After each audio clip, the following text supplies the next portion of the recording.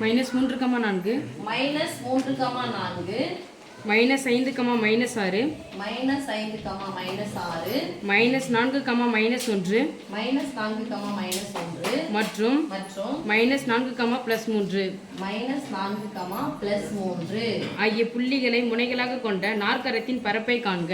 ஆகிய புள்ளிகளை முனைகளாக கொண்ட நாற்கரத்தின் பரப்பை காண்க. நாற்கரத்தின் பரப்பு ஈக்குவல் டு 1/2 இன்டு. இப்ப புள்ளிகள் எப்படி இருக்குன்னு பார்க்கலாம். இது எத்தனாம் கால் பகுதி? மூணாம் கால் பகுதியா? ஃபர்ஸ்ட் இருக்குது மைனஸ், ரெண்டாவது பிளஸ். இரண்டாம் கால் பகுதி. இது மூன்றாம் கால் பகுதி. இது மூன்றாம் கால் பகுதி. அது இரண்டாம் கால் பகுதி. முனை புள்ளிகள் வரிசையா தான் கொடுத்திருக்காங்க. முனை புள்ளிகள் ஒருவேளை வரிசையா கொடுக்கல அப்படின்னு சொன்னா நம்ம வரிசையா எழுதுறதுக்கு ஒரு மார்க். ஓகே, முனை புள்ளிகள் கொடுத்தாச்சு. இப்போ ஃபர்ஸ்ட் புள்ளி x1 y1 x2 y2 x3 y3 x4 y4 நம்ம எழுதலாம் சாமி. x1 minus x3 y1 minus y3 gap விடுங்க. x2 minus x4 y2 minus y4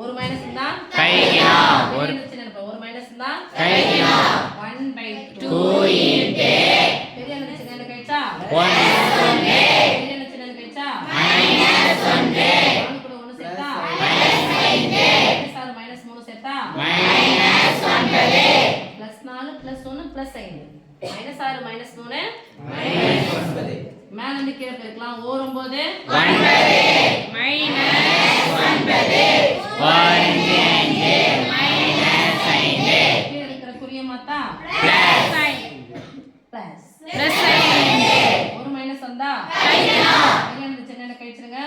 minus 4 minus பரப்பளவு ஏதாவது மைனஸ்ல வருமா? No minus. என்ன சொல்லுங்க? 1/2 இன்டு மைனஸ் 4 ஈக்குவல் பாதி 2 4 பரப்பளவு மைனஸ்ல வராது, அதனால பிளஸ் 2 சதுர அலகுகள்.